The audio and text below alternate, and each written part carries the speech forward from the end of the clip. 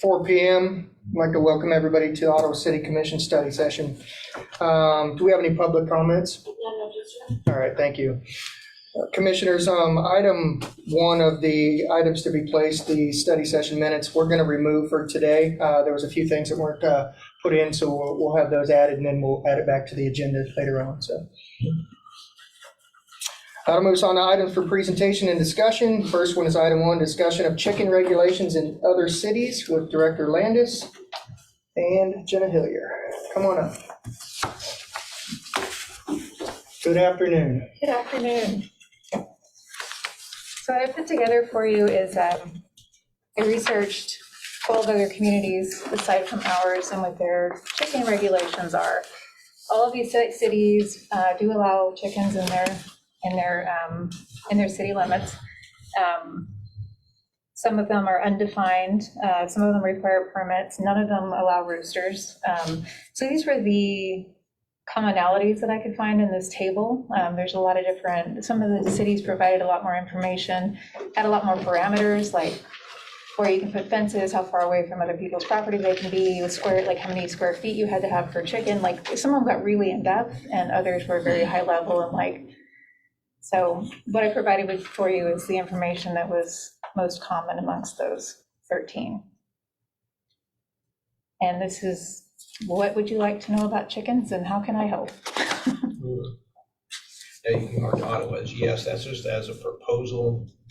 We actually do have a provision that it's 3 acres in agricultural. If it's less than, so we have one for 2 where it's a conditional use permit. But they have 2 acres, you have to have 2 acres to be able to apply for that.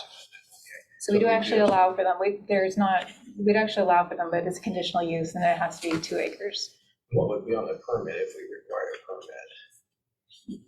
Well, I would imagine. Well, the purpose in giving this to you is to generate discussion amongst you, to see if you want some changes, and you may not be able to answer that today, but if you want some changes, and we could craft something for you to look at down the road.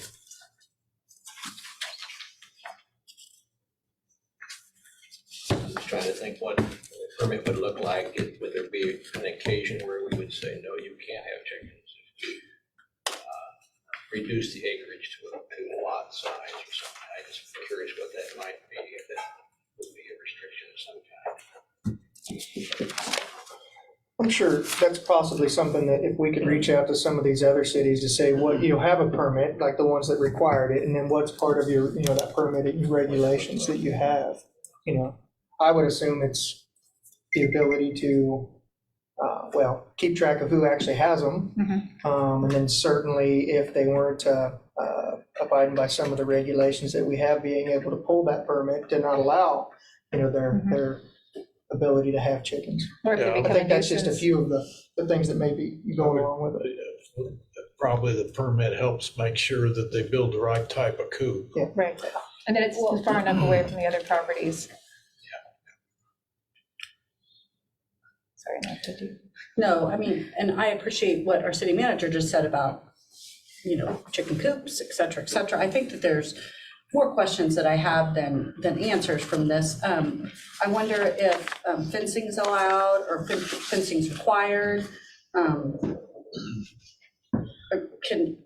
Per se, and I so respect that individuals have taken time to let us know, and a tremendous amount of individuals have taken time to let us know about their thoughts about chickens in the city of Ottawa. But I guess I'm thinking of the extremes. Like, I live in an apartment. Can I have chickens? Because I have a balcony. I have outdoor space. Are chickens allowed? I mean, things like that. I mean, so how does that look? I've seen nothing about porch chickens. But nothing that says you can or can't, I mean, right? Nothing that says you cannot. In some cities, I have seen things that are that detailed. Others, it's pretty high level. So it depends on what we want to put into it. I agree. I'm not opposed to it, but I do want to make sure we're doing it right if we do it. And so knowing what a permit would look like, and I think having a permit for it would probably be a really good thing. Not sure how everybody else feels, but I think that would help us keep track of kind of what's going on. But also I do want people to understand that in having these chickens, there is going to be additional expenses, you know, if there's a permit or building, you know, if there's a requirement for a coop or a fence or whatever that might look like, and even food and just the maintenance of having chickens may not be worth the dozen a week, but it may be for some people, and composting as well. So, but yeah, I would appreciate any information you can get from those cities who require a permit for that. And with the permit, if there's a landlord-renter relationship, would the landlord apply for it or the renter? What I've seen is the landlord has to send a letter of approval for that to happen on his property. With the application. Correct. And there are some cities that have quite a bit of informational, like pamphlets and things like that, that they give out to their citizens.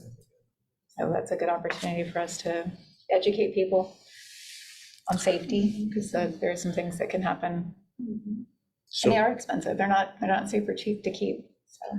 Would you like to see a draft ordinance with just showing what a program might look like with, Yes. I don't want to say looser because we don't want loose chickens, but Just some parameters. Yeah. Some parameters that are less defined, parameters. some defined parameters. I can put something in there with a lot of, we can always take it like out. the porch. Yeah, Yes. exactly, yeah. We can build it abstract and adapt it as we go. Will you be reaching out to other communities about like what they have for permit requirements and stuff? I have been, and I can continue. Is there something specific? Is that a one-time permit or is that a yearly renewal? Some of them it's 2, is what I've seen, a 2-year, Okay, they have a 2-year and then they permit. renew it after that? Correct. Okay. I assume there's a fee for that permit. And that varies. It varies too. Okay. Everybody has their own special way of doing this. So. Somebody has to go inspect the, And yeah, that's another question. Do we do an initial inspection, and you know, who follows up with that? And yeah, there's a lot of things. And what do you do if someone doesn't have a permit but has chickens and has them? Called barbecue. Right, it's called dinner. Free range chickens. I think, unless I'm wrong here, commissioners, please let me know, but I think we're interested in seeing some more information and certainly some sort of draft resolution at this point that we can review to see how we can move forward. Absolutely. Great. I will get that back to you. Appreciate it. Thank you. Thank you. And this is on to item 2, which is a resolution of support for housing investor tax credits for the Heartland Design Build LLC. Hello, Director Landis. Hi. I might, because the next 2 items are very similar, but they are exactly the same, actually, just 2 different developers. I might just give you a quick rundown of what housing investor tax credits are and why they're asking for our support.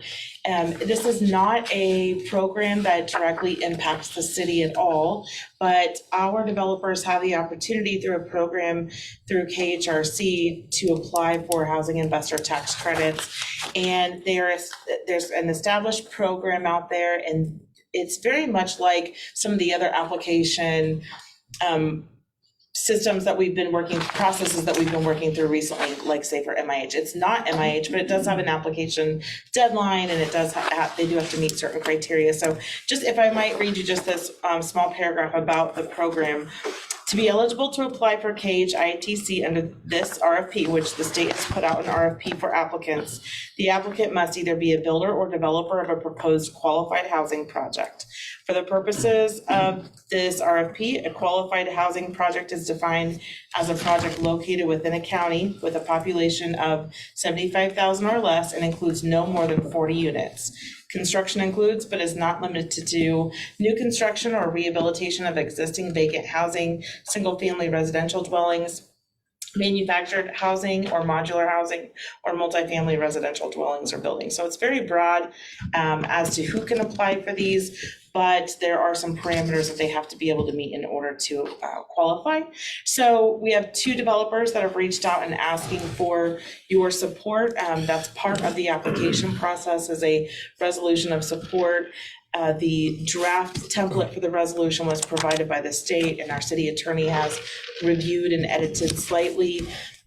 So for this item that we're reviewing now, this developer is Heartland Build Design LLC, and they are applying for 4 credits related to the Westwood No. 2 project, which includes the construction of 4 single-family homes. So unless you have questions, our recommendation would be to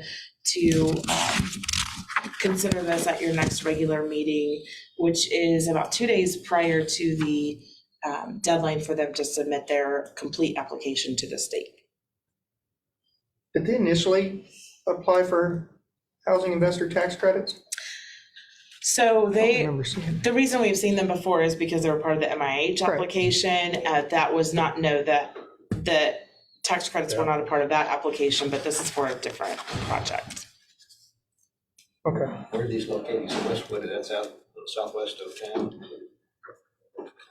I need some help here, I'm Yes. sorry. Yeah. Yeah, but the other ones are Diamond Head Street Duplex Project. Yeah, I think that's a Yes, totally that's a new one. separate- to us. Yeah. Separate project. So the MIH was for the stuff on 9th Street. And they didn't apply for housing investor. That's why I was confused. Okay. No, they did not. Thank you.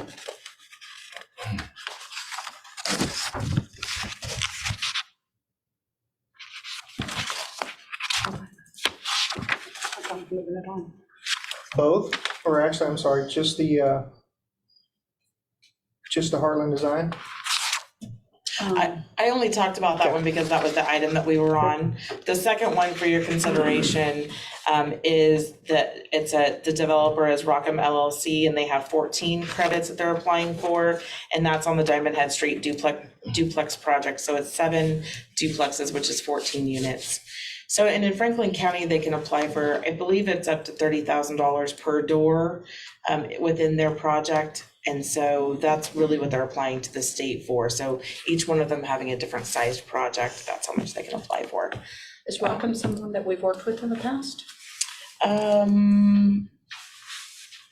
don't believe so. The developer's representative that we're working with is Ross Vogel. Oh, okay. And these are currently vacant lots right now on these properties, is that?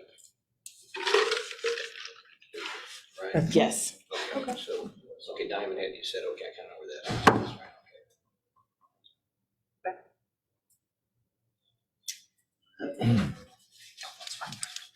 So we're kind of filling those gaps right now that are present, right? Are there 7 lots here, it looks like? I would know there's presume so, some- yes. Yes, I just 7 know there's some duplexes for empty lots 14. out there that have been sitting there for a long time, and just wonder what's Way more than happening 7 to lots. that to see. Yeah. So moving on now. Yeah, and I might just mention, I was talking to someone earlier today, and I think that programs like this really do help, especially, keep those housing projects moving in our community, and regardless of their size, this is really, I think, important to them to be able to have some assistance. And if they can be selected, I think that, the last project that we were talking about, some of their timelines and deadlines they were trying to work under were related to a program just like this. And so anything that's outside of what we're committing to projects like this also is good for getting housing development in our community. So do we have to do any kind of, I know on the MIH, we do some, I don't know, survey work or whatever for the MIH, the city does, that we charge for.